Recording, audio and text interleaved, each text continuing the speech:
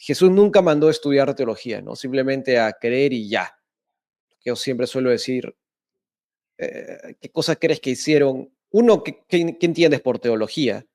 Que no es más que escudriñar la revelación de Dios. Y número dos, ¿qué cosa crees que hacía Jesús con los discípulos, ¿no? Con los apóstoles, ¿qué hizo todo el tiempo que estuvo aquí en la tierra, ¿no? No, ¿de dónde sacamos esta idea de que es, ya yo creí, ya soy salvo y listo, ya para qué más, ¿no? Claro. Es como dices, un evangelio muy, muy barato, ¿no? Muy facilista, ¿no? Bienvenidos a un nuevo episodio del podcast Teología Hoy y Siempre. Mi nombre es Bruno. Y yo soy Gerardo. Y hoy día estamos con más distancia todavía. Yo estoy aquí en Dallas, Gerardo, estás tú en Guatemala, ¿cierto? Guatemala, sí. Por eso que Gerardo ahora tiene una menor cantidad de libros atrás. Pero igual te he llevado libros, Sí, igual te he llevado libros. Tengo pocos aquí. Fíjate que en la casa tengo la mitad de ellos, en la oficina. Bueno, tú no has estado en mi oficina del No, pero seminario. ahí la veo, ahí siempre paso por ahí. Mira, pues, entonces ahí tengo la otra mitad y aquí en Guatemala mandé a hacer mis libreras aquí. Estas todavía están esperando. Cada vez que vengo me traigo un poco de lo que voy a poder estudiar durante el tiempo que estoy acá y también aprovecho de comprar libros en español en la librería, principalmente en la Loyola, que es la que más tiene libros serios, ¿no? En Guatemala, teológicos. Algunos que otros en la librería Sofos, que es una librería secular, pero tiene buenos libros y vale la pena leer también de eso, ¿no? Algún día, yo no sé si lo hago ni lo quiero hacer, pero en algún día puedes hacer el cálculo de cuántos miles de dólares tienes en libros. A lo largo de una vida es un dineral. Es enorme la inversión, pero el problema es que esto es peor que los carros. Una vez lo sacas del dealer, ya no vale realmente el carro lo mismo y Claro, vale para ti, pues, ¿no? Pero es sí, como, si lo ya, quieres vender, por ejemplo, digamos, aunque trates bien tu libro y todo y esté como nuevo, de todas maneras ya nadie lo no, compra de esa forma.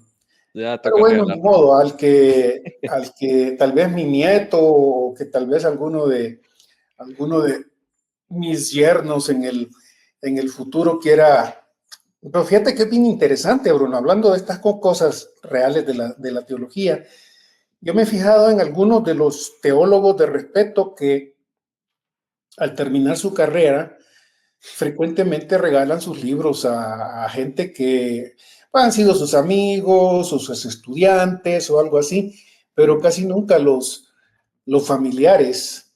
Es que Bueno, yo no. tendría que gustar, pues, ¿no? O Sí, es que sea, si no le gusta, ¿para qué? O sea, te lo va a recibir por compromiso, pero tiene que estar en la misma onda o en la misma seriedad, pero por ejemplo, yo me imagino que un hijo mío, suponiendo que no tengo hijo, tengo dos hijas, generalmente esperaría que tuviera interés, si no en los libros técnicos de teología, por ejemplo, o libros sobre artículos específicos, técnicos también bíblicos, quizás no, pues, pero toda la cantidad de comentarios, toda la claro. cantidad de teología sistemática que uno, por ejemplo, tiene en su haber, es por demás que no, permíteme, yo quizás no voy a quererlos todos, pero voy a medir. Claro. Comentarios sí, ¿no? Porque eso a todo cristiano le sirve, ¿no? Sí, aquí en el seminario anterior, en Fort Worth, me di cuenta de eso en 2 o 3 oportunidades. Uno de ellos fue cuando el doctor Garrett, que es el escritor de esta teología sistemática que está en español también, Leo Garrett, él ya era bastante anciano, tuvo que salir del seminario, vaciar su oficina y llevarse unos cuantos libros nomás. Él nos dijo, no, llevar unos cuantos y los demás empezó a regalarlos. Algunos de nosotros nos tocó algunas de esas joyas, ¿no? Que ellos Claro, y consideran. un ratito ahí te jalas Sí, Son caros. sí. El otro hermano era un hermano muy dulce, ya era un señor también, un profesor de lenguas, fíjate, entonces en Southwestern, todo el tiempo andaba silbando, eso es raro entre los gringos, silbando en los pasillos, Claro, un himno. Y claro, entrabas a su oficina y lo mirabas toda la oficina llena de libros sobre idiomas, ¿verdad? Latín, mm, hebreo, griego, todas esas sus materias. mm, Cuando él murió, de la misma forma, la esposa llega y empieza a decirnos a los que estábamos ahí, por favor, el departamento de teología es los primeros que pueden entrar y escojan lo que quieran. claro, Y después, cuando otros ya entran, van para otros lados, ¿no? Y al fin, claro. uno se sorprende de eso, por lo menos, ¿va? En ese sentido. Sí, Y pues. así es que yo no tengo mayores esperanzas en esa corriente de pensar que ni siquiera, a veces ni siquiera en algunos seminarios quieren los libros, pues. Yo me he dado cuenta de eso y es triste, pues, porque Mm, eh, a veces uno sale beneficiado porque cierto, mira, yo recuerdo ya así, antes de entrar, ¿verdad? Recuerdo a un compañero, profesor, compañero, mm, que se fue de aquí de Guatemala para allá, para los estados, y era un profesor del Nuevo Testamento. Él allá estando en Dallas ofreció toda su biblioteca para un seminario en estas localidades. Yo mm, estaba allá en el entonces, un montón de cajas y de esas cajas que se ofrecieron, realmente yo me ofrecía a catalogar los libros para que se los llevaran y lo hice, les hice la lista de todo lo que eran, para que se quedaran después con una cajita de los mm, libros. Claro, alguien dirá, pero es que el envío va a ser caro y toda la cuestión, pero si te regalan, por ejemplo, un set de diccionario de teología del Antiguo Testamento o libros clásicos, por ejemplo, de esos que claro. tenés una o dos copias en una biblioteca, especialmente Mm, en Latinoamérica, yo diría, démosle. Yo claro, salí beneficiado cuando después de que, pues voy a ver cómo hago y después yo me los traje, pagué el envío y todo, pero yo me los claro. traje. Así son las cosas, don Bruno. No, claro, o sea, por ejemplo, bueno, antes, ya con esto entramos, pero o sea, mi papá, por ejemplo, él es ingeniero, estuvo muchos años en el mundo de negocios, yo también, y en eso sí compartíamos algunos, o sea, recomendaciones, ¿no? Me decía, lee esto, lee esto, lee esto. Entonces, en ese sentido, sí, ¿no? Ahora, él a veces me pregunta a mí temas de teología, ¿no? Y la vez pasada me dijo que ya se compró la teología sistemática de Schaeffer. Yo le dije, no comience por Schaeffer, porque es muy pesado, pero me dijo, ese azul, porque yo lo citaba para cosas en Instagram a Schaeffer, me dijo, está interesante, me dijo, voy a comprar un tomo. Le dije, sí, cómpratelo, está en español en CLIE, y de ahí me dijo hace unas semanas que ya lo estaba leyendo, y me dijo, oye, pero qué difícil es, o sea, ha tenido que pensar bastante, me decía, porque jala de toda la escritura, ¿no? Y jala de diferentes disciplinas, diferentes ramas. Y dije, claro, esa es la teología sistemática, le digo, Ujú, no es sencillo, por eso toma años. Y sí, me decía, oye, pero qué interesante. Y ahí tengo algunos más para regalar, ¿no? Pero claro, porque mi papá es creyente también, ¿no? Gracias a Dios, claro. pero claro, no le podría dar pues un libro de Bart, ¿no? O o sea, tendría que No, gustarle no. mucho, pero si no, es como, ok, pero no es tanto mi interés, ¿no? Eh, Claro, le hubiera regalado la teología básica de Ray, hombre, para que por ahí entrara. creo que no, creo que comenzó con esa o con la de Ericsson, no me acuerdo con cuál, pero Ok, no comenzó con Schaefer, ok. porque le dije, no, o sea, Schaefer asume que sabes un montón de cosas y Ujú. arranca nomás y asume que ya la sabes, ¿no? Pero ahora se había metido a esa. Pero sí, yo creo que la recomendé con Rairi o con Ericsson, una de esas, pero bueno. A ver si cuando termine la mía, todavía le puedes regalar la mía, Claro, pues. ya todos estamos esperando ahí que publiques. Williams ya ha sacado ahí su libro de teología de educación, algo online, no me acuerdo.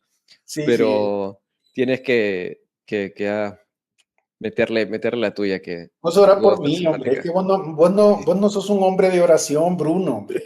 Mira, yo diré que, y esto de repente no es algo tan positivo, pero esto como la gente siempre dice, es casi una muletilla, ¿no?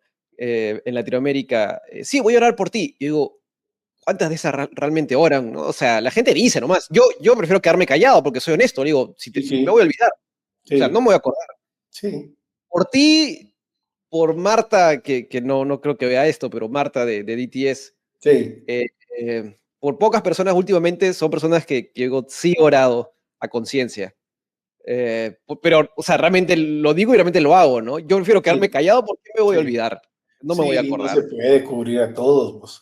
Sería imposible, ¿no? Pero sí he cogido la costumbre de tener un cuadernito chiquito y ahí digo, Ajá, ya, me siento y digo, a ver, con mi lapicero y apunto, ¿no? Y aquí tengo mis listas, ¿no? vaya, De cosas porque si no, no me acuerdo. O sí, sea, sí, sí, te pones a orar y te olvidas. No se me te va acuerdo. la... Tengo que apuntarlo. Qué privilegio, pues, puchica, estar en la lista de don Bruno ahí, qué bueno, pues, gracias, se te No, está agradece. bien. Pero bueno, a ver, al tema que nos compete hoy día es Nicea, el tercer episodio de Nicea. Hoy día nos toca hablar sobre un poco hacer el resumen de los dos episodios pasados. Si no los han visto, revisen. Hemos hablado del contexto previo al concilio de Nicea. El concilio de Nicea, nuevamente, esta gran primera reunión representativa de toda la cristiandad en el siglo IV, en el año 325, donde se reafirmó lo que la iglesia ya creía, que es la divinidad de Cristo, que Jesús es Dios, pero que había sido cuestionada y disputada por cierto grupo de personas que eran parte de la iglesia. Y se reafirmó, se confesó lo que ya se creía. Y hoy día vamos a hablar de lo que viene después de eso, ¿no? Y la importancia también de Nicea a la luz de teólogos, no sé si llamarlos contemporáneos, pero de los reformadores, y cómo esto es fundamental y ha sido realmente afirmado por la teología cristiano-evangélica o protestante también, ¿no? Entonces, con esa larga intro, eh, ¿qué podemos recordar de... Bueno, a ver, voy a proyectar aquí el credo niceno y de repente quisiera arrancar con algo que creo que no lo dijimos la vez pasada, Ujú, ahí, pero a mí, cuando estábamos viendo la declaración de Nicea, que es esta acá, el credo niceno, ujú, comenzamos a ir por los inicios, y sí, algo que a mí, que caí en cuenta en esto la vez pasada, ujú, de creo niceno que me gusta, es acá, cuando dice, y creemos en un solo Señor Jesucristo, Hijo de Dios, ¿no? En un ujú, solo Señor Jesucristo, Hijo de Dios. Muchas veces he visto que la gente se hace bolas, se enreda con la declaración de, voy a resaltar acá, si quiere resaltar esto, no quise, no importa. La declaración de Señor, ¿no? Y dice, la Biblia habla de que hay muchos señores con el término Adonai, ¿no? Entonces dice, la Biblia nunca dice que Jesús es Dios, sino que es como, sí, ¿no? Eso lo he escuchado, ¿ah? La ujú, Biblia dice que Jesús es hijo de Dios, pero no dice que sea Dios. Lo que yo digo, decir que es hijo de Dios es decir que es Dios. Pero además de eso, sí dice que es Señor, ¿no?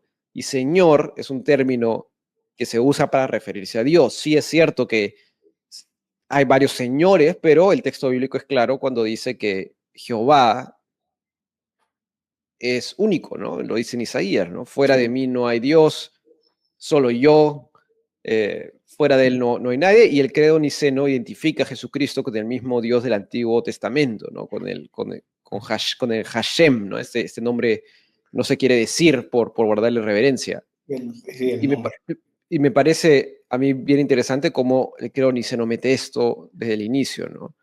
No sé si, no sé, es algo que a mí siempre me llama la atención, ¿no? De que una y otra vez veo a gente diciendo, Jesús no es el mismo Dios del Antiguo Testamento, no es otro. Mm. Eh, y me parece que Crónice no le cierra el paso a eso muy, muy rápido. Pero no sé, no sé tú cómo Mira, ves lo eso. que yo veo en este tipo de afirmación conciliar de Nicea, y que, como te decía la vez pasada, me gusta es que se tratan de mantener lo más que se pueda dentro del vocabulario bíblico.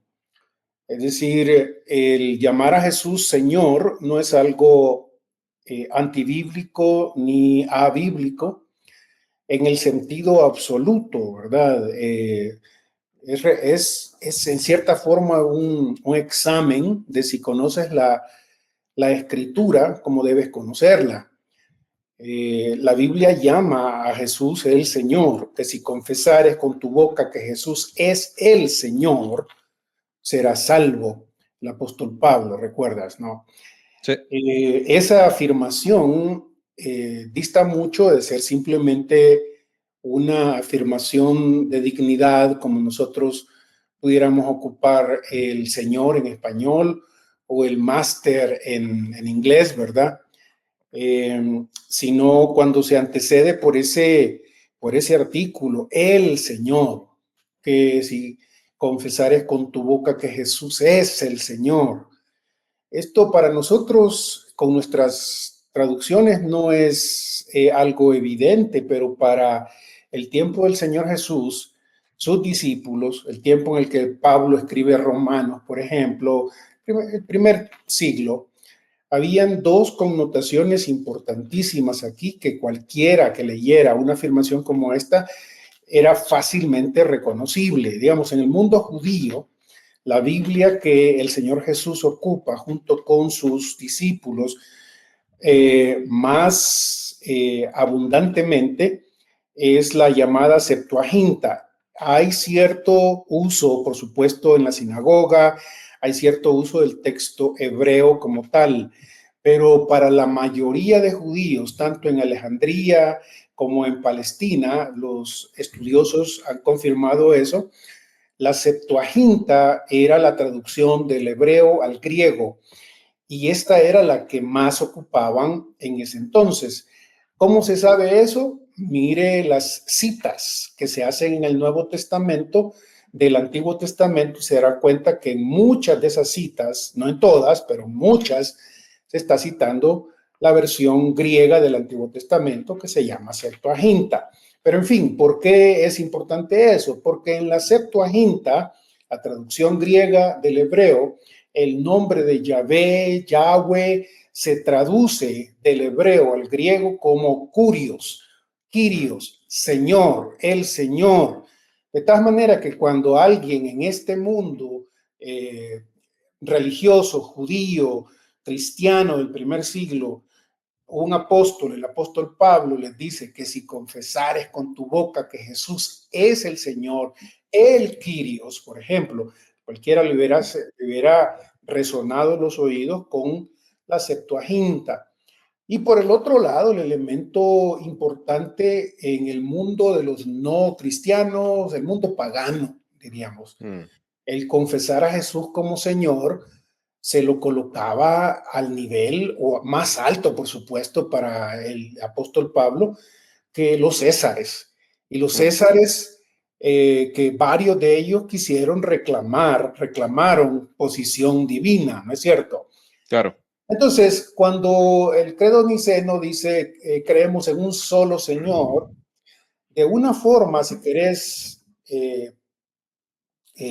sólida, está por un lado afirmando la divinidad de Jesús, porque se le identifica con el Señor, pero por el otro lado se está hablando de esa pluralidad misteriosa otra vez que la Trinidad tiene, porque por un lado se habla del Dios creador, de un solo Dios, y luego se habla de un solo Señor, sin violentar el texto bíblico. A esto me refiero, estos credos, Nicea, Calcedonia, Constantinopla, por ejemplo, quizás los más importantes desde nuestra perspectiva, son credos bien pensados, bien realizados, hechos por hombres que conocen el texto bíblico, estudiosos del texto bíblico, de los lenguajes, de su cultura, y lo afirman con una profundidad sorprendente.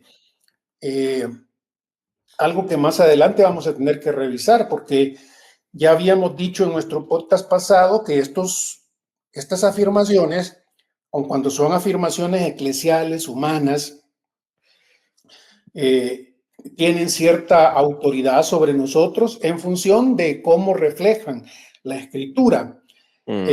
Y sin embargo, debemos reconocer, creo yo, por lo menos desde mi perspectiva, y creo que en esto estoy cercano a muchísimos teólogos conservadores, las afirmaciones de Nicea y de Calcedonia, por más que se ha querido, inclusive con todas las herramientas filosóficas que se han tenido durante 20 siglos, no se ha podido superar la profundidad, la fidelidad al texto. Ha habido otras propuestas, y de esas quizás podemos hablar más adelantito, pero Claro. ninguna de ellas parece ser tan sólida, tan bíblica, tan sobria, por un lado, ocupar el texto bíblico, por otro lado, ocupar lo esencial en palabras que puedan ser complicadas, el homoousion, por ejemplo, o el Claro. del que hablábamos la vez pasada. Sí, sí. Por ejemplo, una de esas palabras o uno de esos temas que hay con este nacido unigénito del Padre, ¿no? La doctrina del engendramiento eterno. Eh, para mí es clara en la Escritura, ¿no? Siempre me acuerdo de este salmo, ¿no? Pues dice, yo te engendré hoy, ¿no? El Y Salmo de ahí 2. sale el Salmo 2, es 2:7, pero no recuerdo el versículo, Uh-huh. que aquí se repite y se declara. Sí. Wayne Grudem, y yo sé que cambió de opinión en esto, entre su primera edición y su segunda edición. Uh-huh. Él, en su primera edición, intenta negar el engendramiento eterno del Hijo. Luego cambio de opinión, gracias a Dios, pero te quería preguntar a ti, yo hice un video de esto explicándolo un poco, porque Wayne Grudem es muy leído, y creo que uno de sus grandes atributos es que usa lenguaje muy sencillo. Y sé que a nuestros hermanos pentecostales les gusta mucho porque ven a uno de ellos escribiendo una teología sistemática y tengo un amigo que le gusta mucho Grudem y está bien. Uh-huh. Pero yo siempre tenía un tema con esto, ¿no? Y varias otras cosas de Grudem que no me gustan, pero bueno. Eh, ¿Cuál es la importancia de esta doctrina, ¿no? ¿Por qué se incluye en el credo? ¿Cuál es la importancia de entender? Es una verdad bíblica, creo que irrefutable, pero ¿cuál es la importancia de afirmar esto, ¿no? De que el Hijo nace, es engendrado eternamente del Padre?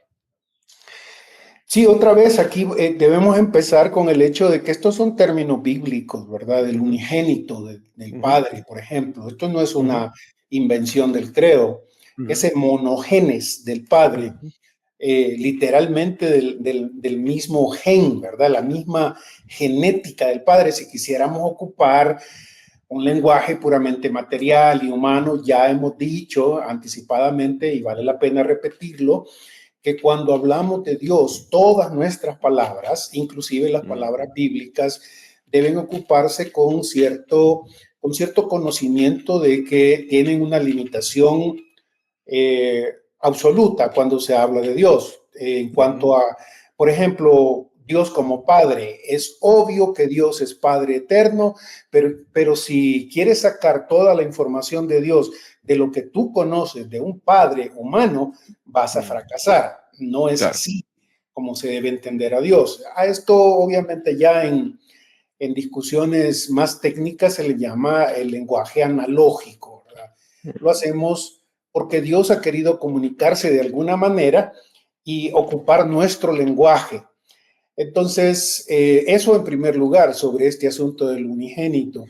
Darnos Mm, cuenta que la Biblia habla de que Dios engendra y que mm, tiene a un hijo que llama unigénito, único, que no hay otro igual que él, que la diferencia entre este con las otras identidades que aparecen en el texto bíblico es total, absoluta, como cuando Hebreos capítulo 1 nos habla del Hijo y nos habla de los ángeles, por buenos, por fuertes, por grandes que sean, más del Hijo dice, ¿verdad? Mientras los ángeles son sus servidores fuertes y rápidos para ejecutar su voluntad, llama de fuego, ¿verdad? Cuando Dios los comanda con todo lo grande, poderosos y más allá de lo humano que hoy podemos comprender son, cuando se refiere a compararlos con el Hijo, el escritor de Hebreos, otra vez, al citar el Salmo, más del Hijo dice tu trono, oh Dios, ¿verdad? Del Hijo engendrado, Él es Dios, reconocido por Dios, el Padre. Entonces, la necesidad, en tercer lugar, diría yo aquí, la importancia de que consideremos a Jesús no solamente como la manifestación dispensacional de Dios, manifestación terrena de Dios, porque algunas de las sectas arrianas, algunos de ellos, esa era la explicación que daban. Dios es uno, pero en su manifestación se ha manifestado, o sea que el Hijo tiene origen en la economía. Claro, Esa doble categoría que ocupaban, ¿verdad? sí, Economía, la historia, eh, la dispensación, otra vez es este tramo histórico en el que existe la encarnación, pero afuera de esto no hay tal cosa. claro. Sí, la vez pasada, justo un último video que hice en el canal era de que a la gente le encanta, de reacción de clips virales, que clips chicos, ¿no? Y había uno que por ahí comentaron que era, no sé si judaizante, bueno, que decía más o menos lo que tú dices, ¿no? Dijo, ¿la Trinidad existe? Dijo, sí, pero Dios es trino, no. Dije, a ver, ¿qué cosa va a sacar ahora? Y decía algo como, sí, Dios se manifiesta en el Hijo, pero también se manifiesta en la zarza ardiente, ¿no? Con Moisés. Y decía, ¿y ahí quién es? ¿Es el Padre, es el Hijo o es el Espíritu Santo? Y le decía, es solo Dios. Yo decía, sí es Dios, y Dios como Dios, o sea, no me tengo que ver forzado, no nos tenemos que ver forzados, porque el texto bíblico no lo hace, a elegir una persona, ¿no? Como si fuesen tres dioses. No, es una sola esencia, es un solo Dios, efectivamente.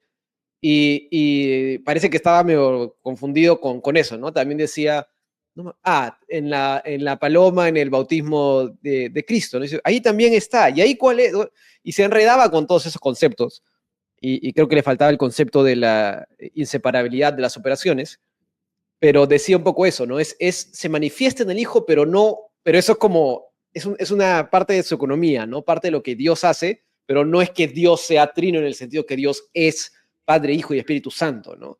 ¿Te das Y, cuenta que es la resurrección de Pablo de Samosata? uh-huh. Esto es básicamente, y condenado por la iglesia, condenado por lo que conocen el texto bíblico en este entonces, porque no hay para dónde hacerte. Es decir, si volvemos a este pasaje de Hebreos capítulo 1, las palabras del mismo Dios referidas sobre su Hijo, el Hijo del que acaba de decir, ¿verdad?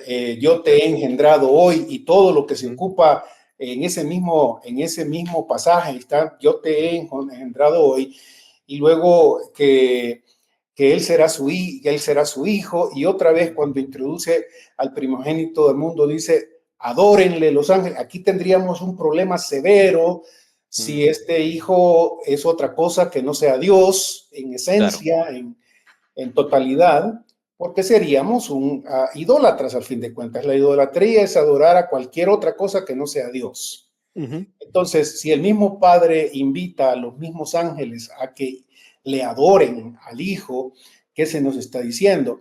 Luego se lo compara con los ángeles, los espíritus angélicos, ¿no? A eso los llama siervos, llama de fuego, es decir, con gran poder, con gran rapidez, les sirven. Y sin embargo, con este pero del Hijo, dice, tu trono, oh Dios, por el siglo del siglo. Esta es una expresión que es intercambiable con eternidad. Es Uh-huh. decir, Dios, está hablando el Padre. Señor, tú eres Dios, Rey por toda la eternidad. La comparación que hace con la creación es increíble. Nada de lo que se dice aquí se puede decir de alguien que simplemente surge Claro. en la encarnación, ¿no? Entonces, la identidad de este Dios Hijo va más allá de la creación. identidad del Hijo de parte de Dios el Padre, cuando se lo compara con la creación. Todos ellos se pasan, todos ellos envejecerán, pero tú permaneces el mismo. Claro, Dios el Padre diciéndole eso al Hijo, pues.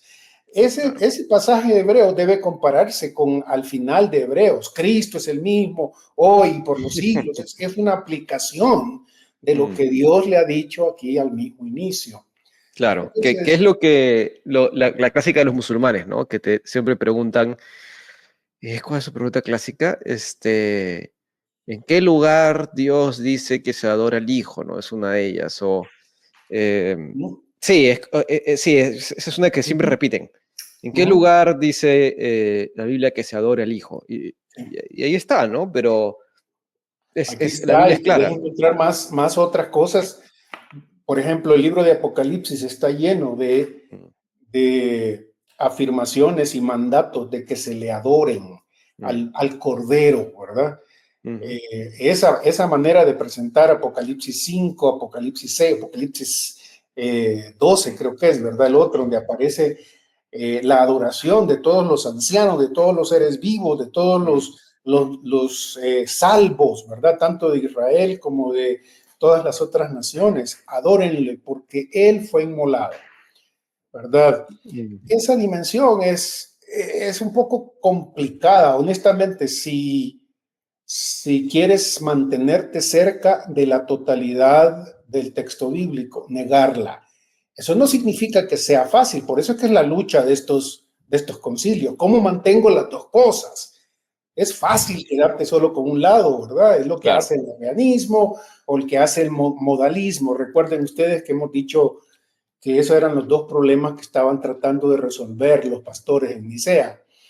Eh, Tratando de negar el modalismo, tanto el sabeliano como el dinámico, y negar al arrianismo, que es Mm, este tipo de subordinación en el que Jesús parece como Dios, pero no el Dios absoluto, no es otro Dios, es un deutero Dios, es el Dios creado del neoplatonismo, es el demiurgo, el artesano que que hace la creación, pero que él es distinto del Dios absoluto. Y el credo, precisamente por eso insiste, un solo Dios, el mismo, el creador de todo, ¿verdad? No son dos dioses. Ya habíamos hablado de cómo los 100 años antes de esto, un poco menos de 100 años, Ireneo había batallado con lo mismo y se ríe. Ireneo casi puede uno eh, oír su risa en lo que escribe sus gnósticos, ¿verdad? mm. Dice que son dos. Dice que son, porque son, mire esta triada, o esta cuaterna, ¿cómo se dice? Sí, La eh, cuatrimensión de ahora. sí, de cabal. Entonces, aquel San Ireneo en ese sentido anticipa mucho de lo que Nicea va a hablar, Mm, pero esto no es extraño que siempre haya este tipo de gente, porque en primer lugar desconoce la Biblia a mm, profundidad, en segundo lugar desconoce la historia, ¿verdad? mm. Desconoce todos estos movimientos a profundidad. Escuchar, saber de las propuestas y a veces simplemente de un brochazo las tiramos a Mm. un lado porque pues son para muchos, inclusive evangélicos, son afirmaciones raras que yo no entiendo, que Ah, están tan sí. lejos de mi contexto. Ah, Dios mío, ese argumento a mí me desespera. Ese de, si la Trinidad fuese verdad, estaría claramente en la Biblia, ¿no? Y yo, a ver, número uno, la simplicidad no es sinónimo de verdad, ¿no? Algo puede ser difícil de entender y puede seguir siendo verdad, ¿no? Lo más fácil de comprender no necesariamente es lo cierto. Sí. Número dos, una cosa es que sea complejo y otra cosa sea que tú no lo entiendas. Eso es otra cosa. Ujú. Y es el mismo argumento que me acuerdo que una vez un amigo me dijo sobre el dispensacionalismo, ¿no? Me dijo, pero la teología del pacto es la teología sencilla, es de los niños, ¿no? Y el evangelio es sencillo. Yo era mi amigo, así que le estaba hablando en confianza, ¿no?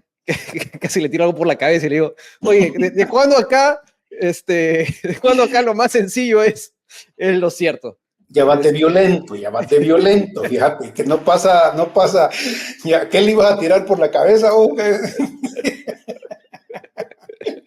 Era mi amigo, así que, bueno, es mi amigo, así que ya le tenía ibas a confianza. cortar la cabeza siendo tu amigo, pero y un librazo ahí que le tirara. Pero Claro, tenía lo cierto, Bruno, es que hay mucha gente que precisamente porque no entiende ciertas cosas y honestamente debemos decir que leer la Biblia requiere tiempo, requiere aprender, necesitamos aprender a leer la Biblia y eso no es algo que de la noche a la mañana lo logras. mm, Tienes que sentarte, los reformadores lo decían frecuentemente, ¿no? Tienes que sentarte en la escuela de la escritura, te mm, lleva tiempo, tienes que aprender a darte cuenta de todo el contenido de la escritura y no solo de lo superficial, de lo moral, de aquello que te gusta y aquello que resuena en ti, ¿verdad? Para mm, decir, que tiene un eco en mí. Aunque no tenga ningún eco en ti, debes saber que es palabra de Dios y como palabra de Dios tiene profundidad que inclusive estos grandes hombres no la han alcanzado a ver muchas veces. De ahí mm. que alguien ha dicho que la escritura es para todo el mundo. Sí, claro, es para todo el mundo, pero ahí en la escritura tanto se puede perder una persona sin educación como un gran académico, ¿no? La escritura, la profundidad de la escritura, todos los seres humanos somos incompetentes, a no ser que le pongamos tiempo, oración, estudio, Mm. fidelidad al texto, ¿no? Y Claro, claro. tenemos muy corta paciencia. En ese sentido, todos somos Bruno. Tenemos, No, tenemos no, no te lo discutiré, no te lo discutiré.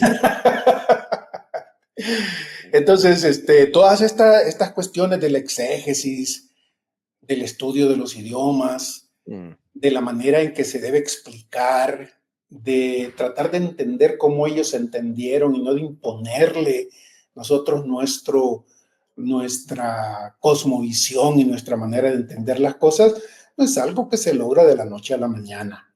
No, no, Por eso, y se requiere mucha humildad, ¿no? Es humildad y creo que, claro, porque hay gente que dice, yo creo que los errores de distintas personas son distintos, ¿no? Por ejemplo, de la persona que le gusta leer el texto bíblico, probablemente pueda comprender un poco más intelectualmente, pero de repente le cuesta más aceptarlo en el corazón, ¿no? Es como, lo entiendo, pero hay algo adentro que no entra todavía. sí, Y del otro perfil que no le gusta tanto, de repente su debilidad es otra, ¿no? Pero el texto bíblico es rico. Digo, me pasó hace unas horas, o sea, hoy día mismo, que yo te he comentado, dicto muy escogidas clases particulares, y me habló una persona y me dijo, oye, estoy sintiendo esto, con respecto al pecado, ¿no? uh-huh, Y dijo, si peco, Dios ya me desecha, ya no quiere saber nada conmigo.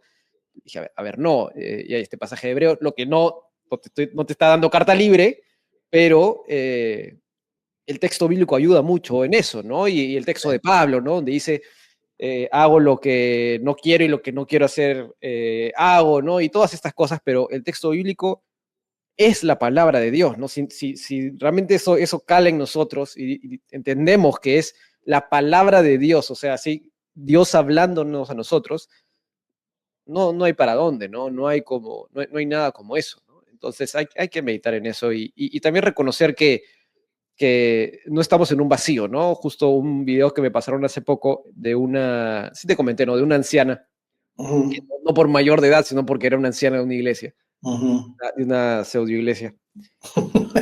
Eh, no digo que sea anciana, sino por su doctrina, pero Sí, ella decía algo como, la doctrina no importa, ¿no? Y solo importa ser de Cristo, ¿no? Y eso nada es más. doctrina ya. Eso es doctrina, o sea, es enseñanza, ¿no? Y ahí Eso es doctrina. ya estamos Casi ajustando. siempre es el argumento de aquel que no quiere pensar su fe, ¿no? Y la teología es eso, es la fe tratando de entender, ¿verdad? Yo confío en el Señor y precisamente por eso quiero entenderlo mejor, quiero saber qué dice su voluntad escrita para mí. En la medida que la voy leyendo y la voy estudiando, me doy cuenta que no solo es de, como yo he dicho varias veces, no es solo de soplar y hacer botellas, ¿no? Yo no sé de dónde viene ese dicho, lo digo siempre, porque alguna vez que tuve el privilegio con mi esposa de ir a Europa y mirar cómo se hacían algunas de las botellas más finas que a veces se presentan ya, es todo un proceso complicadísimo, pero nosotros lo ocupamos en nuestros países para decir que aquellos que a veces piensan que las cosas siempre son simplistas, ¿no? Muchas veces los que dicen que necesitan algo simple, lo que andan buscando es algo simplista. El evangelio predicado puede ser simple, pero no es simplista. Y eso cualquiera que lee la escritura se da cuenta. Yo he estado en esta semana leyendo el capítulo 9 capítulo 9 al 11 de Romanos, ¿no? Una vez más, lo he leído, yo no sé cuántas veces he leído eso, y he leído comentarios de un lado y de otro, y todavía no estoy satisfecho con lo que he visto y leído, tanto de, obviamente, reformados calvinistas, como otros que tienen otra manera de leer el asunto. Hay demasiados hilos aquí que Pablo está entretejiendo, que quizás a su audiencia no le era complicado entenderlo, pero a nosotros sí. Una serie de cosas, él está jugando con un montón de cuestiones aquí que es un remolino para aquel que quiere de verdad. ¿Qué dice con esto? Sí, pero aquí dice otra cosa y aquí dice otra. ¿Cómo se pone esto junto? ¿Cómo hace junto? ¿Te has fijado, por ejemplo? Ese pasaje de Romanos 9 al 11 habla de Israel, del pueblo de Dios. Ellos son el pueblo de Dios, dice Pablo, en ese pasaje. ¿Sí? Claro. Ellos son el pueblo de Dios. Bueno, no, Pablo, el pueblo de Dios es la iglesia, dirá uno, ¿verdad? El pueblo de Dios. Claro. No, Pablo dice, ellos son el pueblo de Dios. Pero ¿será que... y entonces... Claro, y en Gálatas dice... Y en Gálatas como que parece ir en otro sentido, ¿no? Dice, claro. Pero es el mismo Pablo, o sea, no se puede estar contradiciendo, ¿no? Entonces, claro, y entonces ¿qué tenemos acá, no? Aquí, claro, y aquí mismo, es decir, el pasaje de Romanos 9 al 11, donde habla de por qué le ha sucedido a Israel lo que le ha sucedido, ese endurecimiento que Dios le ha mandado, ilustrado por Pablo en personajes como el faraón o como Esaú, por ejemplo, eso que uno, ok, algo así le ha pasado a Israel. Y sin embargo, para Pablo, eso no significa, fíjate, aquí viene lo complicado. Quiero decir, otra vez, para los que piensan en la soberanía de Dios de manera chata, plana, muchas veces sin entender realmente lo que dice. Porque en el mismo pasaje Pablo dice, yo sé que esto les ha pasado y que esto es parte del plan de Dios. Y sin embargo, yo oro para que Dios lo salve. ¿Qué hubo? ¿Qué ondas? Eso, fíjate que algunas veces nos hemos quejado de interpretar, y esto ya apareció, ya no ni sea, ¿va? Pero nos hemos quejado de algunas frases que ocupan algunos teólogos conocidos. Por ejemplo, esto lo dice Calvart. Yo creo en la predestinación, sí, pero yo le pido a Dios que siga predestinando. Claro. Y uno, ¿qué pasó? ¿Verdad? Date Aquí, un momentito. pero Bart ha leído el Evangelio, el libro de Romanos, y se da cuenta que en ese central pasaje Pablo dice que él le pide a Dios porque encuentren salvación, a pesar de que entiende la soberanía de Dios. Claro, no, sí, y eso es absolutamente cierto. Mira, sin ir tan lejos, el domingo pasado, no, hace 2 domingos, el pastor de mi iglesia acá, de Watermark, que es graduado de TS, estaba hablando, no me acuerdo de qué tema ya, pero creo que era del matrimonio. Sí, y no me acuerdo qué estaba diciendo, pero tocó el tema de la soberanía de Dios y tocó el tema de la oración. Y yo dije, a ver qué va a decir. Y dijo algo como, dijo una frase y luego, me parece que muy preciso en ese sentido, dijo, para los que piensen que estoy cambiando mi teología, no lo estoy haciendo, mi teología sobre la soberanía de Dios está intacta, pero el decreto de Dios yo creo que Dios es tan soberano que mi oración es también parte de su soberanía, ¿no? Y no entro en más detalle porque es una prédica, no es una clase de teología, pero Ujú, claro, atendió rápidamente lo que a la gente se le puede cruzar rápidamente, ¿no? Que es, si Dios es soberano, mi oración no importa, ¿no? ujú. La Biblia no dice eso, ¿no? La Biblia dice, todo está bajo el control de Dios y tú también ora, ¿no? La oración es importante, la oración es poderosa, la oración es central. Y sí, Dios tiene pleno conocimiento de todo, Ujú, también, ¿no? ujú. Una cosa no contradice a la otra y Dios no es menos soberano por eso. Pero y por eso la teología en ese sentido es sumamente aplicada también, ¿no? Porque nos Claro. encontramos con estos puntos. Y bueno, y volviendo a Nicea, eh, volviendo a Nicea, No, eh, todo vuelve al hecho de que necesitamos conocer la escritura como algunos de estos padres, y si yo ocupo la palabra padre aquí, esto resuena muy católico romano para muchos. La verdad es que no debe sonar así. mm, Estos hombres de Nicea y de Calcedonia, de Constantinopla y de Calcedonia, eran católicos, sí, iglesia católica, sí, pero no romana estrictamente hablando. mm, Había a esto los académicos y los historiadores le llaman la iglesia antigua, ¿verdad? La iglesia católica antigua. Eh, pero a lo que iba es que todos estos hombres conocen el texto bíblico de una forma en que nosotros no la conocemos. Muchos de mm, nosotros simplemente no la conocemos, inclusive aquellos que tienen fama de ser conocedores, ¿no? Yo tengo que mm, decirlo. El saber la Biblia como Atanasio la supo, el saber la Biblia como los capadocios la supieron, el saber mm, la Biblia como el mismo Agustín la sabía, es cosa seria y no podemos simplemente despreciar esto porque a nosotros no nos hace sentido, para nosotros nos parece raro.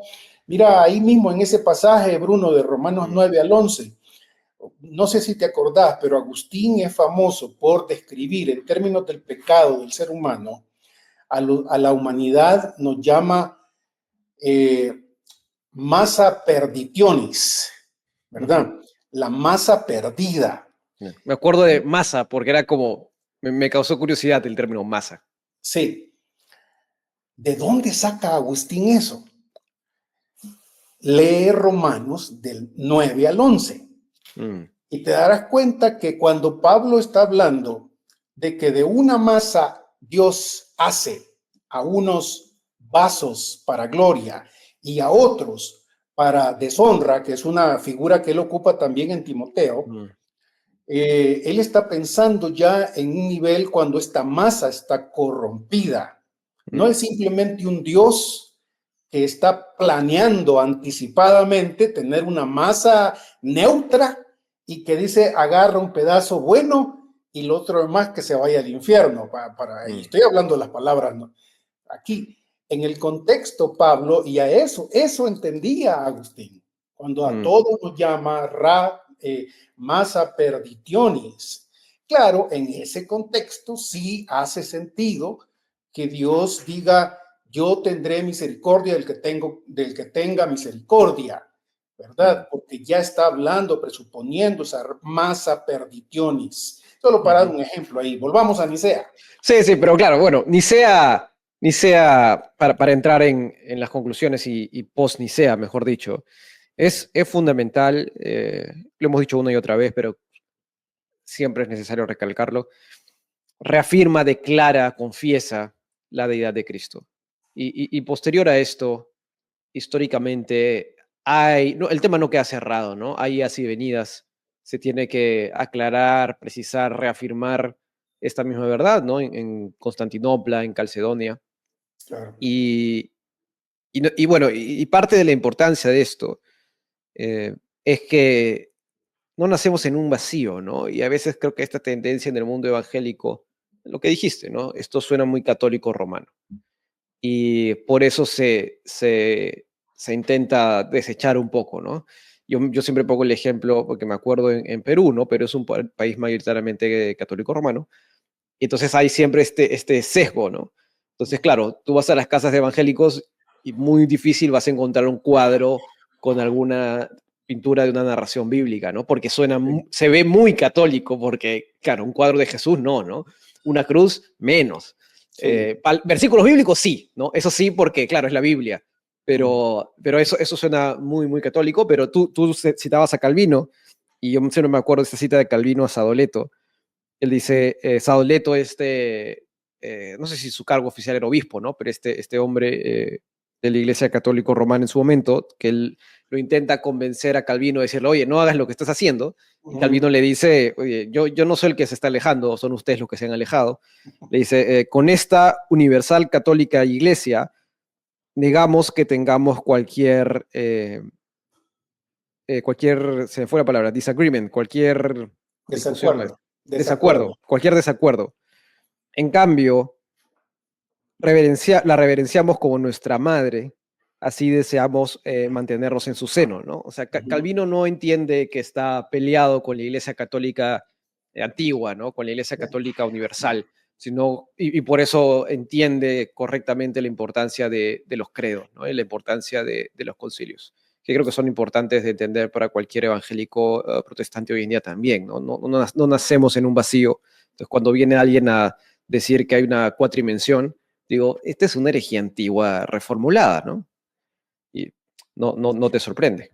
Exactamente. Y es bueno recordarle a la gente también, Bruno, que Nicea es importante, no solo porque digamos que define o nos confirma la divinidad de Jesús. Yo le agregaría esa frase, la divinidad absoluta de Jesús. Entre los testigos de Jehová también, mira, hay de todo, con todos frentes, ¿no? Uno que conoce este asunto, parecen no solo arrianos en este sentido, en el creer que hay un segundo Dios, por ejemplo, que hacen todo tipo de cualificaciones, ¿no? Pero al fin de cuentas, Jesús, llegan a decir, al tratar de explicar Juan 1:1, dicen que Jesús es divino, el verbo es divino, que así se debería traducir algunas veces. Ok, para algunos entonces llamar a Jesús divino no tiene problemática. El problema está decir cuán divino es Jesús. Y Nicea dice homoousios, dice es el mismo Dios, es unigénito, del mismo gene, si querés ahí, para ilustración nada más, porque al hacer exégesis unigénito significa alguien que es único, separado de todos los demás en este sentido. Pero bueno, aparte de eso, Nicea también incluye algo que no mencionamos ahí al final, por lo menos en esta copia que tú tienes, ese anatema, en donde precisamente al final le dice, anatemiza a aquellos que, al igual que los arrianos, al malditos, igual que llamados testigos de Jehová, hablan de que hay un tiempo en el que Jesús no existió. Hay un tiempo en el que no fue engendrado. Hay un tiempo en el que no existía o que fue hecho de la nada, ¿verdad? A estos los coloca bajo este anatema la Iglesia Católica, la Iglesia Universal. No los acepta en este sentido porque otra vez no ha habido tiempo para que exista. Atanasio es uno de los primeros que ocupa esto, aunque no es el primero.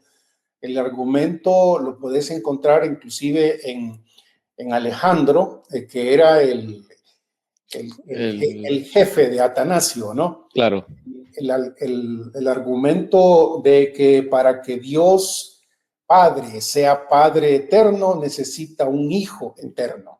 En ese sentido, Dios no puede ser Padre eterno si tuvo un hijo en el tiempo, quizás antes de nuestro tiempo, pero en el tiempo, al fin de cuentas, por lo mismo llamar a Dios Padre eterno no tiene sentido. Solo tiene sentido si de la misma forma que Él es Padre eterno, existe un Hijo eterno. Y obviamente en cuanto al Espíritu Santo, no hay mucho problema en relación a su eternidad, porque la Biblia habla del Espíritu eterno, ¿verdad? Hebreos capítulo 9, por ejemplo. Entonces, las conclusiones de Nicea, aunque parecían haber, para muchos habían acabado con la problemática, cancelado el problema del arrianismo, en realidad las cuestiones, como en todo en la vida, en la realidad no terminan en un punto y comienzan otras totalmente nuevas, ¿verdad? En la historia las cosas no suceden así, y con Nicea también fue de la misma forma. El dictamen de Nicea lo aceptaron muchísimos, pero en la realidad el arrianismo siguió vivo, siguió vivo por lo menos por unos 50 años más, en términos fuertes, influyentes, tratando de convencer a todos aquellos que estuvieran cercanos a su influencia, Arrio y todos los demás, ¿no? que lo habían apoyado, de tal forma que cuando Constantino muere, unos años después, su hijo Constancio lo va a sustituir. Constancio es uno que está tentado al arrianismo. Es con Constancio que se llega a una especie de fórmula de compromiso, históricamente hablando, en donde vuelven a rechazar la palabra homoousios y se hace todo un credo mucho más largo, en donde se dejan las cosas sumamente ambiguas. Y Constancio, siendo ahora más favorable al arrianismo, permite este tipo de cosas, ¿no? Claro, claro. A pesar de yo tengo aquí la letra sinodal, que está en inglés, pero ahí la traduzco, que es bastante dura, ¿no? Dice, se ha hecho, que esto es parte de los cánones de los 7 primeros concilios ecuménicos, dice, se ha hecho investigación de estos temas concernientes a la impiedad y transgresión de Arrio y sus adherentes. Sí. Y unánimemente se decreta que él y su impía opinión debe ser anatemizada, ¿no? Junto con sus blasfemas palabras y especulaciones, blasfemando al Hijo de Dios y diciendo que es de cosas que no son, y que antes que él fuese engendrado, él no era, y que hubo un tiempo en el que él no existía, y que el Hijo de Dios es por su libre albedrío capaz de vicio y virtud, diciendo que también él es una criatura. Todas estas cosas el Santo Sínodo las anatemiza, ni siquiera soportando escuchar su impía doctrina y la locura de sus blasfemas palabras. Con todo eso, vuelve el arrianismo, ¿no? Con el hijo de Constantino. Sí, o sea, las cosas todavía no están solucionadas en la realidad. El asunto queda resuelto con un siguiente concilio, el concilio de Constantinopla, en donde se agregan algunos detallitos al concilio básico, a la declaración básica de Nicea. Mira, por cuestión de tiempo y también cuestión de profundidad, en un podcast como este no se puede entrar en todos los detalles que uno quisiera, ¿no? Para darle a nuestros hermanos digamos, la información y todos los detalles de una cuestión tan importante como esta. Quizás sería bueno recordar o recomendarles algunos libros que ellos pudieran leer tranquilamente. Yo he encontrado, a mí me parece que los libros de Kelly, así como se oye, Kelly, es J.N.D. Kelly, fue un experto, un patrólogo en este sentido, estudioso de la patrística, reconocido tanto en el ambiente puramente católico romano como en el ambiente cristiano evangélico. Él se especializó en las doctrinas de la iglesia primitiva. Tiene un libro que precisamente se llama así, Early Christian Doctrines, doctrinas cristianas tempranas o primitivas. Y hay un segundo, bueno, él tiene muchos escritos, pero a lo que quiero recomendarles a aquellos, este de Early Christian Doctrines creo que está en español. El Así. otro, el otro libro de él mismo es este que se llama Early Christian Creeds, Aquí está. credos, ¿verdad? Sí. Credos, credos cristianos primitivos. Tempranos. Ujú. Estos dos libros, este último, por ejemplo, en especial, toma tiempo para hablar de los detalles que otros historiadores Mire. no les interesa o no tienen espacio en sus escritos, porque más se concretan con nombres, con movimientos grandes, con Mm, elementos más a veces biográficos y no tanto con los documentos en sí. Los documentos en sí, analizarlos y mirar cuál es el centro de cada uno de ellos. mm, Este libro incluye no solo, por supuesto, el credo de Nicea, con un análisis del texto propiamente, de los supuestos, las supuestas fuentes de donde proviene mm, el credo, y además tiene esta historia de la que les acabo de resumir. Después de Nicea, los factores que hubo aquí y que lo llevaron a este tiempo bajo Constancio mm, de tratar ¿cómo digo? Ese tema del, del credo anti-homusiano, ¿verdad? mm, Antes eh, de tratar con el arrianismo. No es sino hasta después de esto que vendrá el credo de Constantinopla, y algunos tratan las dos cosas de la mano, ¿no? El mm. credo niceno-constantinopolitano, eso parece un trabalengua, pero la idea de Claro. que atrás de esto está el trabajo de hombres serios como Atanasio, y aquí se van a unir, Bruno, tú lo sabes esto, los tres grandes padres llamados capadocios, porque estos hombres son obviamente teólogos, pastores, que conocen el griego, que conocen el latín. En estos dos idiomas se está batallando en aquel entonces, ¿no? El Mm, griego era central, el latín era la lengua, digamos, era la lengua franca con la que se pasaba en aquel entonces, y por eso necesitaban dominar. Y recuerdan ustedes que dijimos que la terminología en este momento era importantísima. mm, Homoousios no debe entenderse de manera materialista. A Dios no se le fractura cuando se dice que Jesús es de su mismo homoousios, como si fuera una parte de la sustancia de Dios y otra parte de la sustancia de Jesús y una tercera parte es del Espíritu. No, no funciona claro. así. Como Con la el analogía Dios, del huevo, creo que es la que usan bastante. exactamente. Y no, no es así. Esa objeción de Arrio de que la palabra homoousios da la impresión de ser materialismo aplicado a Dios, a Arrio se le contesta, esa palabra cuando es aplicada a Dios no tiene nada que ver con materialismo.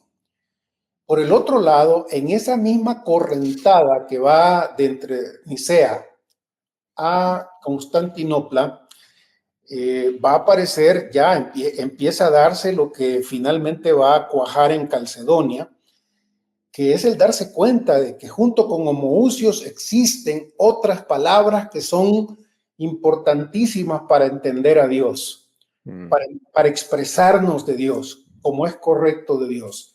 Aquí vale la pena recordar algo que ya lo hemos dicho, Bruno, sobre la naturaleza de estos credos. Los mm, credos nunca quieren explicar el misterio de Dios. No son explicaciones del misterio de Dios. Son más bien, como ellas mismas pretenden ser, y sus formuladores lo dicen claramente, definiciones.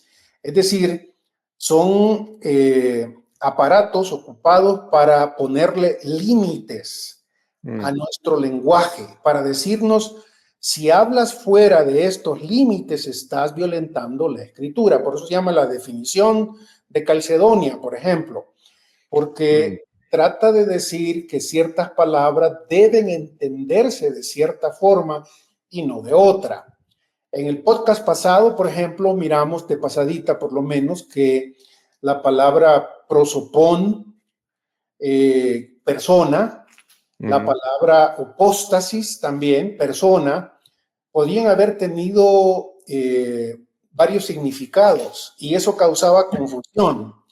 Los capadocios, una de las funciones principales que van a tener estos capadocios, se les llama capadocios porque eran originarios de Capadocia, es decir, de la península griega, Acacia, Acaya, eran nativos de ahí, manejaban el griego como su lengua natal, eran pastores, eran místicos, si quieres, tienen estos tres, Basilio el Grande, Gregorio de Nacienzo y Gregorio de Niza, estos tres gigantes de la teología patrística, son ejemplos de hombres que conocen la escritura, conocen la filosofía, conocen el lenguaje, y uno de los elementos principales por los cuales van a ser útiles en las manos de Dios, creo yo, en la providencia de Dios aquí,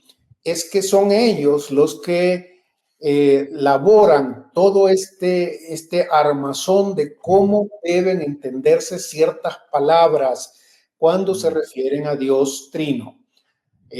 ¿Cuál es la diferencia entre naturaleza y persona, por ejemplo? Entre usía y hipóstasis. Entre usía e hipóstasis. Mientras que para algunos hipóstasis podría parecer como sinónimo de usía, los capadocios van a decirnos no.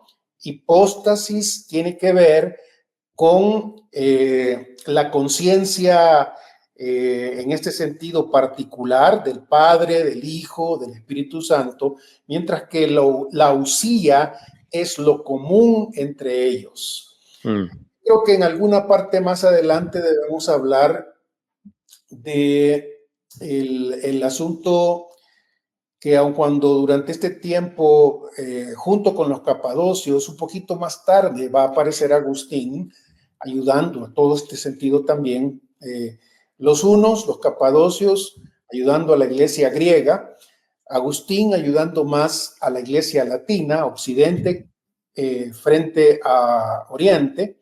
El asunto del acercamiento a la Trinidad, por ejemplo, es algo que también los estudios teológicos lo han reconocido por mucho tiempo. El hecho de que la teología latina de Agustín comienza explicando la Trinidad partiendo de la naturaleza para llegar a las tres personas. Pero los capadocios hacen lo contrario. Comienzan con las tres personas para llegar a la sustancia, a la usía. Y solo desde ahí, y en ese sentido, aunque las dos propuestas tienen sus pros y sus contras, la propuesta de los capadocios parece metodológicamente, si quieres, más bíblica. Eso hay que cualificarse, ¿no? Lo que Agustín dice también es valiosísimo y sumamente bueno. El libro de la Trinidad de Agustín, todo el mundo, profesor de teología, debería leerlo con detenimiento, en especial por su discusión sobre el lenguaje. Y los capadocios hacen lo mismo. Entonces, al final de esto, lo que creo yo debemos rescatar, aparte de toda esta discusión técnica, teológica, lingüística, es que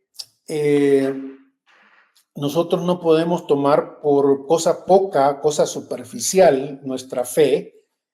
Debemos ocupar todos los recursos que tenemos para tratar de entenderla lo mejor que podamos. No nos debemos simplemente escudar bajo una espiritualidad barata, diría yo, porque muchas veces eso es lo que sucede con algunos de nosotros. Si Dios me salvó, ¿para qué más? Si ya tengo el Espíritu Santo, ¿para qué más?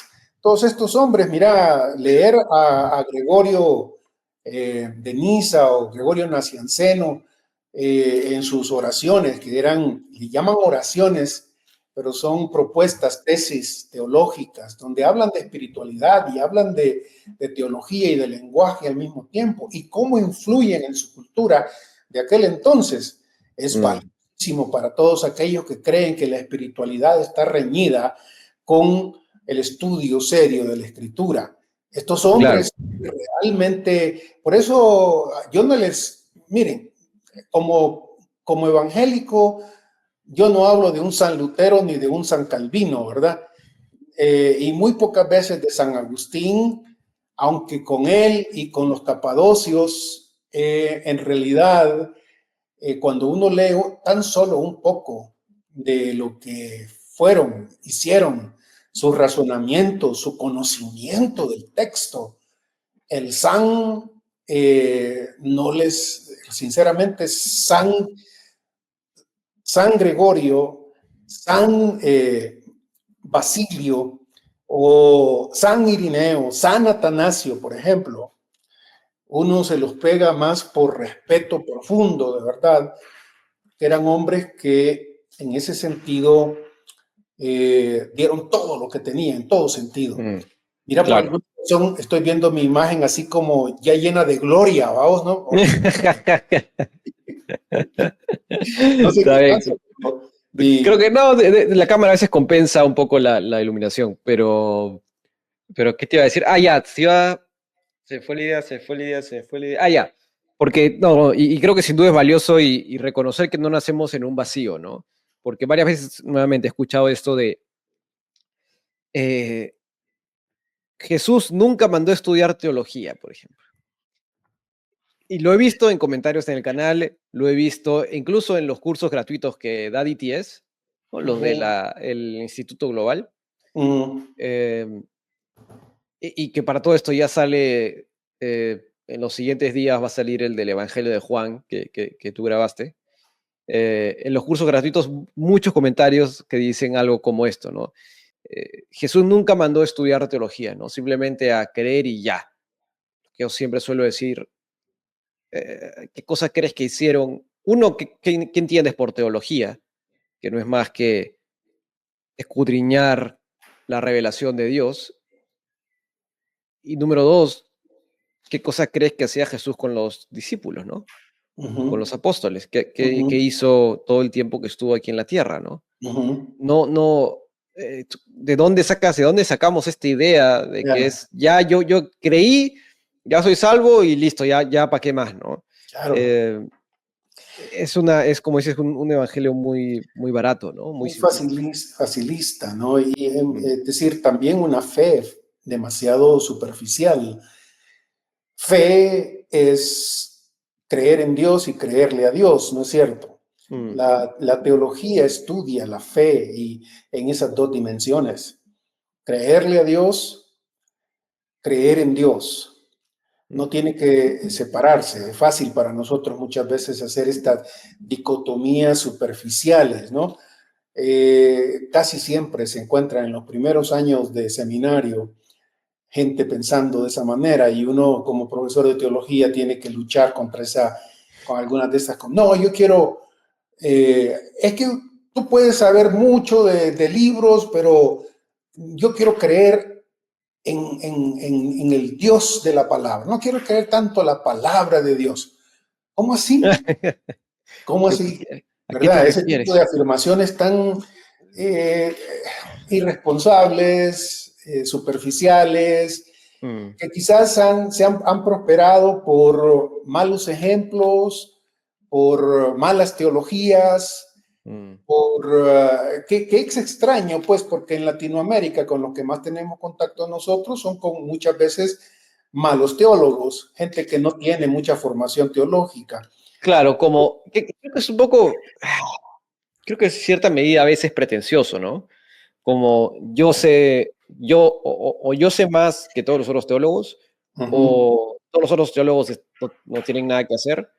ujú. O lo que también una vez le escuché a este, bueno, no sé cómo, porque ya a Dante Gebel, él dijo algo como que a veces encerramos a Dios en la Biblia, ¿no? Casi que diciendo, Dios puede hacer lo que quiera y no tenemos que ir todo a lo que dice la Biblia. A lo que, ok, pensando bien, digamos, ok, sí, Dios es soberano, Dios puede hacer lo que quiera, pero si entendemos la Biblia como su palabra, Dios no puede ir en contra de lo que Él ha dicho, en contra de su palabra, en contra de su revelación especial.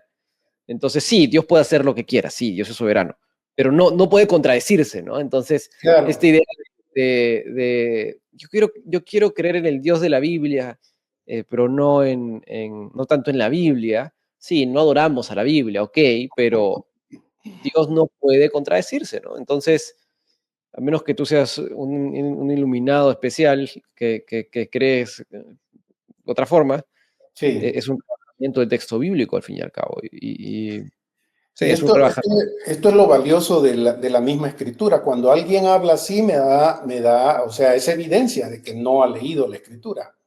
Mm, No la ha leído como debe leerla. Porque si solo fuera, yo entiendo, Bruno, si solo fuera manía, terquedad de ciertos hombres que me quieren forzar a hacer algo que la Biblia no pide de mí, pero si encontramos pasajes como esto, el Señor Jesús escudriña en la escritura porque ellas son las que dan testimonio de mí. Pedro diciéndole, apúrense y pongan chispa, diríamos nosotros, ¿verdad? Pongan chispa porque a la fe se le debe añadir virtud, al virtud conocimiento, al conocimiento dominio propio. Todo este es un trabajo que relaciona al individuo con la teología. La fe verdadera busca más. La fe sola salva, pero la fe sola que salva no se queda fe indocta, mm, ¿verdad? Eso deberíamos tratarlo también en nuestras introducciones a la teología, ¿no? La claro. fe sola produce praxis, sí, Mm, y en Latinoamérica eso es importante, pero la fe sola también produce hombres y mujeres que buscan más conocimiento. Si ya estás satisfecho con lo que tienes, muy probablemente no tienes nada. mm. No, sí. Ahí, Bueno, ahí te solté un garrotazo así teológico, pues, pero ¿para sí, dónde va? digo, la gente que dice o cuando tú dices que yo soy más radical, digo, porque la gente no te ha leído y a mí se me ha escuchado, pero si te lee a ti, yo creo que va a decir Gerardo es mucho más duro, solo que no lo dice, Es no que hay que escribe. saber soltarlas, hombre. Es decir, ahí yo, pangan, pero por escrito y bien dicho, ¿va? Es decir, aquí Claro, no te me claro. vas a escapar. No es posible. La teología es fe en búsqueda de sentido. Es Mm, una de sus mayores definiciones. No la única. La teología es fe en búsqueda de sentido, fe en búsqueda de sabiduría, fe en búsqueda de praxis, esa es teología. Todo esto mm, es teología. Y si no hay teología, entonces no hay ni praxis correcta, ni sabiduría, ni conocimiento. Es como mm, que tú te quieras, lo que no es muy raro hoy en día, ¿verdad? Que dos gentes se casen sin realmente querer conocerse, ¿verdad? Yo me caso con alguien y al casarme, mi deseo, por supuesto, es conocer la profundidad a la persona, mm, en especial a mi esposa, y en este caso, y sería una total brutalidad, para ocupar alguna de tus palabras, eh, pensar que me voy a casar y voy a decir, no, yo no quiero conocerla, ya me casé, ya di el sí, ya estamos juntos, o sea, pues aquí que salga como salga. No, al mm, contrario. Si con un ser humano con el que yo quiero estar cerca, con el que yo digo amar, hago esto con mi esposa, ¿cómo no lo voy a hacer con el Señor? ¿Qué has entendido de tu evangelio, de tu fe, mm, que no quieres penetrar más allá de lo más superficial? lo más seguro es que no tienes esa fe que dices tener. Y por Claro, eso hay que revisarse, ¿no? Esa claro, es claro. digamos, la conclusión que el apóstol Pablo le da a los corintios, ¿verdad? Que los corintios con toda su sabiduría, vos te acuerdas, ¿verdad? Sí, Y sí, sí. con toda su praxis y con toda su espiritualidad, porque aquí se lleva de paso a tantos, ¿no? Ah, no, que yo ya sé suficiente, los corintios, en la península de Acaya, ¿no? Yo tengo ya, si hubiera escuchado a un corintio hablar, seguramente hubiera dicho, yo tengo como parte de mi ascendencia a Aristóteles, a Platón y todos estos asuntos. Y Pablo les dice, pues, por eso yo he venido y quiero predicarles al Cristo crucificado. Ok. Mm, Y dentro de los mismos corintios dice, no, pero que ya tenemos suficiente, ¿verdad? Por eso somos sabiondos. Ya tenemos suficiente experiencia espiritual, tantos hablando en mm, lenguas y haciendo un montón de milagros y toda la cuestión. Por eso resulta sumamente crítico que cuando termina Pablo su epístola les dice, examínense si están en la fe. mm, Examínense si están en la fe, porque ustedes parecen, esta es la crítica de la teología de la cruz a la teología de la gloria, ¿verdad? De apóstol mm, Pablo, ¿recuerdas eso? En ujú, donde Pablo le dice a los corintios, ustedes parece que ya creen suficiente, ¿verdad? Ojalá que nosotros ya supiéramos lo que ustedes saben, así sarcásticamente. Ustedes ya han experimentado un montón de cosas, ¿no es cierto? Ojalá. Y al terminar, eso es escandaloso que Pablo, después de estar en un mundo tan sabiondo y tan lleno de milagros y de glosolalia y de un montón de cosas, le tenga que decir, examínense. Si fuera Chapín, Pablo hubiera dicho, examínense mucha si están en la fe, si de mm, verdad tienen la fe de la que estamos hablando aquí. Porque mm, aquel que de verdad la tiene, en primer lugar busca a Dios para serle obediente y no se contenta con lo que ya sabe de él ni con cualquier experiencia que haya tenido. mm. Sí, sí. La Biblia, y creo que hay que ir cerrando con estas ideas. A veces cuando hablamos de esos temas históricos, teológicos, ¿no? Como Nicea, los concilios, hay gente que malentiende esto como a veces piensan que estamos diciendo que esto es esencial, ¿no? Y sí es cierto, yo creo que a ver, no es esencial, nadie es salvo por entender el concilio de Nicea correctamente, pero sí es sumamente importante.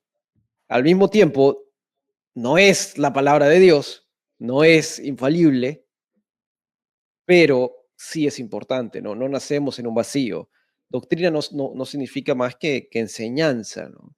Entonces, pretender que estos concilios no son importantes porque solo queremos ir al texto bíblico, yo creo que es un poco inocente a veces, porque inevitablemente vamos a aprender de algún lado, ¿no? Sí. Inevitablemente recibiremos algún mensaje y eso nos irá formando. Eso es inevitable. Y creo que se requiere cierta humildad para decir, estamos en el siglo XXI, hemos tenido hermanos en Cristo por muchos siglos. A ver si a alguien no se le ocurrió algo que valga la pena leer, ¿no? A ver si a alguien no se... De repente esto que a mí se me está ocurriendo, de repente alguien ya lo pensó antes y de repente escribió algo que vale la pena. Y esa suele ser mi aproximación. Es, a ver, esto no me cuadra o me genera cierta duda. A alguien le tiene que haber generado la misma duda en más de 20 siglos de escritos teológicos, hablando solo, ¿no? Desde el, después de Cristo, ¿no? Hay que tener cierta humildad y decir, a ver, de repente estoy equivocado o hay algo de valor aquí, ¿no? No simplemente decir, la verdad que nada de esto importa. El mismo Pablo no lo hace, ¿no? ¿Por qué? La vez pasada puse este ejemplo, ¿no? ¿Por qué Pablo no dice, miren, ¿saben qué? Si se quieren circuncidar algunos de ustedes, háganlo. Si los que no, no. Lo importante es que se identifiquen con Cristo, ¿no? Pablo no dice eso. Si tú le agregas algo, estás cambiando el evangelio. Esto es importante. No puedes andar diciendo que solo nuevamente esta sobresimplificación del Evangelio. No. No, lo mismo para mí con Nicea. Sí, no necesitas afirmar el credo niceno para ser creyente, pero si no lo afirmas, yo diría, ¿por qué no? ¿No? ¿Qué cosa te hace ruido con un credo que ha sido afirmado y reafirmado por siglos de siglos y que a la luz del texto bíblico es completamente, no solo compatible, ¿no? Sino que tiene esta función explicativa del texto bíblico. Yo creo que hay valor en eso y como evangélico sí, diríamos que no, nuevamente, no es infalible, pero para mí ahí está el valor. Claro, mira, yo cuando comienzo mis clases de introducción a la teología y pasamos por este asunto de revisar la historia de la iglesia y la historia de la doctrina, les recuerdo a los estudiantes que estudiar la historia de la doctrina no debería verse solo como algo ornamental, algo que, pues, a la verdad, sí puedo saber de un montón de cosas, pero eso realmente no es la gran cosa. A un lado, ¿no? Es decir, con esta idea de que, pues, ¿cómo se llama? La idea esta de que lo mínimo es suficiente, ¿verdad? Muchos Claro. latinoamericanos son así. Es decir, así paso la materia, pues ahí es suficiente, Mm, ¿verdad? Con esa idea. Y claro, yo dices les hago mediocre. pensar, ¿ah? Ahí les dices mediocre. Sí, hombre, entonces, no, al fin de cuentas, y mira, en algunas ocasiones, en algunos contextos tienen razón. Mm, Porque cuando te dan el título, muchas veces nadie está preguntando con cuánto pasaste la materia, ¿verdad? Muchas, muy claro, pocas veces lo dicen, claro. pero así que bien, aquí pasó la materia con una A+, Ujú, una A más, y otro la pasó con C+, ¿va? O con B menos. mm, Entonces, hay de licenciados a licenciados, de magísteres a magíster, de doctores a doctores, en ese sentido. mm, Pero en lo que tiene que ver con la fe, la historia de la doctrina, si bien es cierto, como bien lo has dicho, los evangélicos creemos en la suprema autoridad de la escritura. A eso le llamamos sola escritura, nada más. Nadie más ocupa el lugar doctrinalmente y de práctica que la escritura. Cualquier otro documento, confesión, credo, tiene que ser supeditada a la escritura. Los credos que los evangélicos, los protestantes, Calvino, Lutero y los grandes protestantes de los que ya hemos hablado en otra ocasión, aceptaban y defendían, lo hacían porque estos credos representan la enseñanza de la escritura, está de acuerdo con la escritura. Eh, de ahí que, por ejemplo, esto que te pedía hace un rato, mm, que revisaras en la institución de la religión cristiana, Calvino dedica un capítulo completo para enseñarnos sobre la autoridad de los concilios. mm, No eran gente ignorante de los concilios, los conocían, los habían leído y hacían sus diferenciaciones, ¿no? Lutero se queja, por supuesto, de que mm, ponen muchas veces la Iglesia Católica Romana de su entonces, pone al mismo nivel que la Escritura, los concilios, pero por el otro lado reconoce, al igual que Calvino, que varios de los concilios universales, que mm, principalmente son estos primeros que terminan con Calcedonia, ¿no? Tres o mm, cuatro, Nicea, Constantinopla, Éfeso y Calcedonia son los cuatro primeros concilios universales de la Iglesia Católica antigua con la que los reformadores están de acuerdo, no porque ellos sean autoridad suprema, sino porque mm, representan fielmente en su análisis de la escritura y en lo que se afirma. Y nosotros también, ¿no? Al fin de cuentas, mm, a mí me parece una ingenuidad completa pensar que ya que nosotros nunca oímos de Atanasio, nunca supimos de un tal, digamos, Gregorio de Niza, ¿quién mm. es ese señor? A mí no me importa, ¿verdad? Cualquiera. Es simplemente decir que a nosotros no nos debe importar estudiarlos. Mm, Y con esto tenemos que ir, como ya dijiste, tenemos que ir terminando, pero lo que voy a decir es que esto tiene razones y fundamentos bíblicos. Por ejemplo, hay dos razones que generalmente saltan aquí para mí y para mis estudiantes, que los hago que piensen y reflexionen sobre esto. el Señor Jesús prometió el Espíritu Santo y su acción de iluminación a su iglesia, que comenzaría en el día de Pentecostés. Desde el día de Pentecostés, el Espíritu Santo ha estado iluminando a su iglesia para que entienda su palabra, apropie su palabra, viva su palabra. Tiene 2000 años de obra de iluminación del Espíritu Santo. Iluminar la mente de los creyentes para que entienda y apropie la escritura es función del Espíritu, que no es privativo del siglo XXI, ni de Latinoamérica, ni de los pobres, ni de los ricos, ni de ningún otro hombre. Es una acción que el Espíritu ha estado haciendo por 2000 años. Él los guiará hacia toda verdad. Ponerle atención a la historia de la doctrina es honrar el trabajo del Espíritu Santo durante esos 2000 años. No es colocar estos concilios a la misma altura de la Biblia, pero sí es honrar el trabajo del Espíritu Santo. Quiero ver cómo el Espíritu dirigió a la gente en el pasado. En segundo lugar, y muy cerca de esto, el estudio de la doctrina, el estudio de la historia de la doctrina es importante y tiene razones bíblicas, porque de acuerdo a la enseñanza de los apóstoles del Señor Jesucristo, la iglesia es una sola. Somos una sola iglesia. Somos un cuerpo de Cristo, místico, espiritual, unido por su espíritu y unido por Jesús, por la obra de Jesús.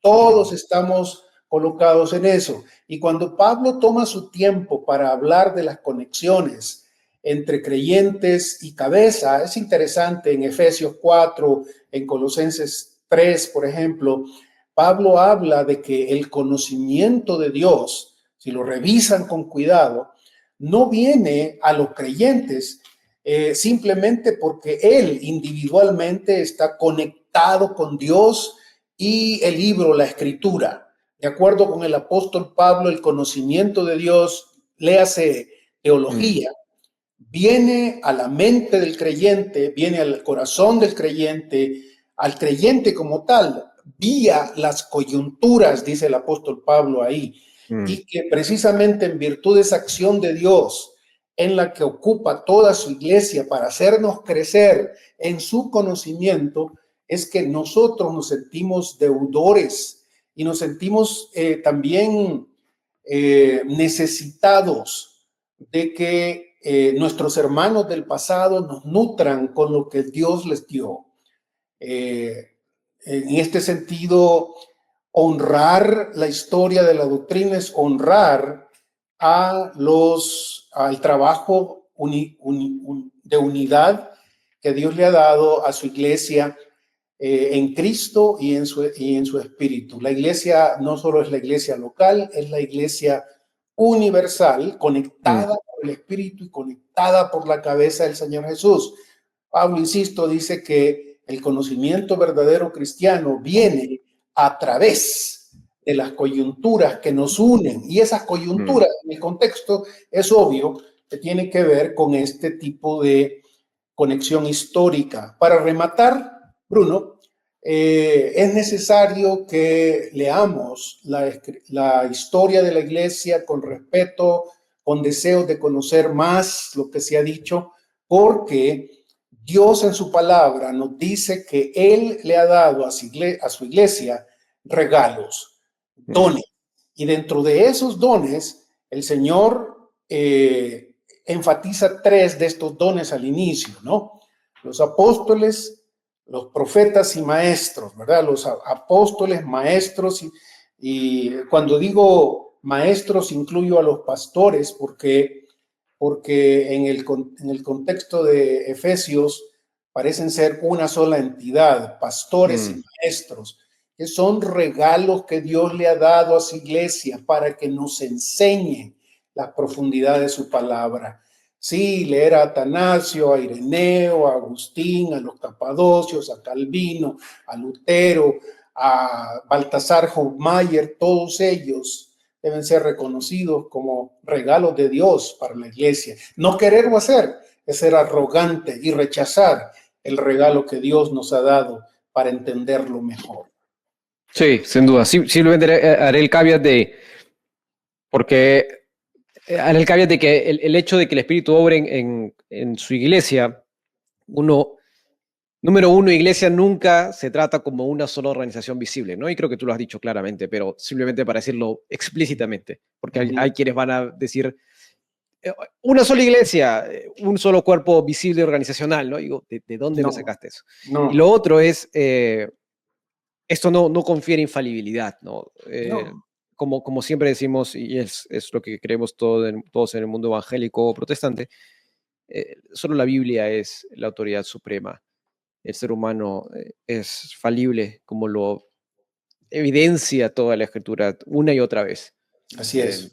Solo la palabra de Dios es esa infalible que contra la que se debe contrastar toda enseñanza. Pero bueno, Totalmente. hasta ahí entonces con el episodio de hoy. Gracias a todos los que han podido ver, vean los episodios anteriores que voy a dejar aquí abajo para que entiendan un poco la seguidilla de esto. Y Dios mediante estaremos aquí la próxima semana. Bendiciones.